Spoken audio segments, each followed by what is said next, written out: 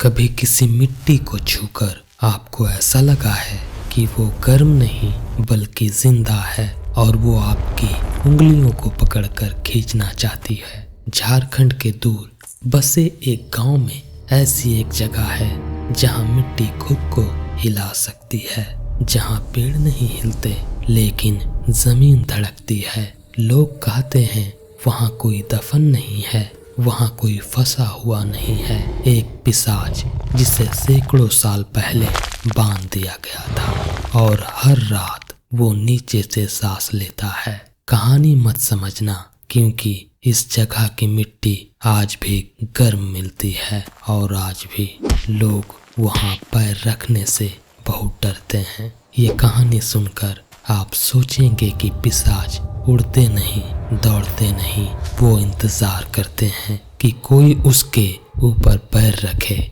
और वे उसके अंदर आ जाए। दोस्तों, अगर कहानी आपको अच्छा लगे तो हमारे इस चैनल को like and share and subscribe जरूर करें। चलिए कहानी में आगे बढ़ते हैं। झारखंड के खूंटी जिले में एक पुराना रास्ता है, काली पगडंडी। यह रास्ता सिर्फ 2 घर जोड़ता है, लेकिन रास्ता में पूरा इलाका ऐसा लगता है जैसे किसी ने अंधेरा बांध दिया हो। लोग कहते थे काली पगडंडी पर मत चलना, वहाँ जमीन मृत नहीं जिंदा है। लेकिन एक आदमी था, रोहन, जंगल में जड़ी बूटियां इकट्ठा करता था। बहादुर नहीं लेकिन जिद्दी जरूर था। उस रात, नई चांद की रात, जंगल काला, हवा भारी और पगडंडी अजीब सी गर्म। रोहन चल रहा था और हर कदम पर उसे लग रहा था मानो जमीन उसके पैर को पकड़ रही हो। अचानक उसके नीचे से एक आवाज सुनाई दी, रुक जा। रोहन ने सोचा हवा होगी, लेकिन वहाँ हवा ही नहीं चल रही थी। दूसरी बार फिर से आवाज आई, एक कदम और रखा तो तू भी यहीं रहेगा। रोहन का दिल तेजी से धड़कने लगा। उसने जलती हुई मसाल को जमीन की ओर लगाई और वो हैरान रह गया। मिट्टी हल्की सी धड़क रही थी, मानो नीचे कोई सांस ले रहा हो।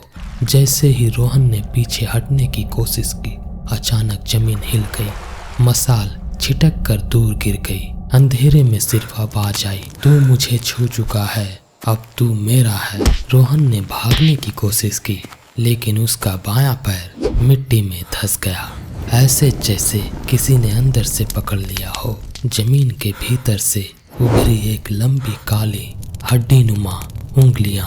रोहन चीखा, कौन है? नीचे से आवाज आई, जिसे तूने पैर से लगाया है। उंगलियां मिट्टी को पकड़कर बाहर आई। उसके बाद एक चेहरा, काला सूखा हुआ, आंखें लाल जैसे कोयला और दांत इतने लंबे कि होठों से बाहर निकलते हुए। रोहन पीछे गिर गया।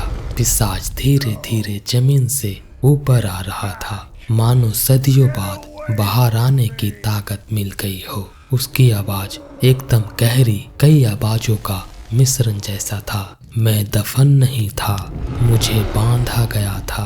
हवा अचानक ठंडी हो गई। पेड़ों पर बैठे पक्षियां मरने लगे। जंगल में बदबू फैल गई।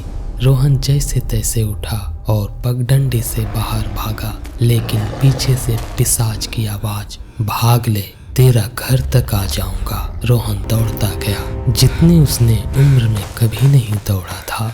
गांव की पहली झोपड़ी आते ही अचानक सब कुछ शांत, जैसे कुछ पीछा ही नहीं कर रहा है। लेकिन रोहन जानता था ये शांति तूफान से पहले की थी। गांव वाले जब रोहन के घर पहुंचे, उन्होंने देखा रोहन जिंदा था, लेकिन उसकी आंखें लाल थी, जैसे रातों रात खून से भर गई हो।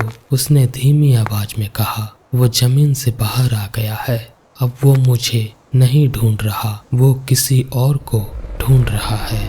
लोग ने पूछा, कैसे? रोहन बोला, जिसने काली पगडंडी पर उसके नीचे पैर रखा था, मैंने तो हटा लिया, पर कल रात किसी और ने नहीं हटाया। और गांव में अफवाह फैल गई कि अगली रात किसी लड़की की चीख सुनी गई जो उसी पगडंडी से गुजर रही थी। और उसके बाद पगडंडी की मिट्टी फिर गर्म मिलनी शुरू हो गई। अगर कभी भी आप किसी जंगल में चलें और मिट्टी गर्म, धड़कती या सांस लेते नजर आए तो ठहरना मत, क्योंकि वो हो सकता है वो मिट्टी नहीं, कोई भूखा पिशाच हो जो सिर्फ एक कदम दूरी आपके आत्मा का इंतजार कर रहा हो।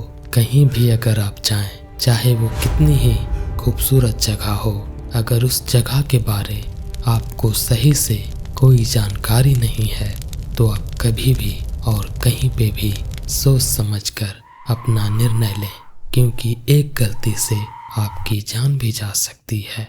ऐसे ही कहानी सुनने के लिए हमारे इस चैनल को सब्सक्राइब करें। मिलते हैं किसी नेक्स्ट कहानी में, तब तक के लिए अपना ध्यान रखें।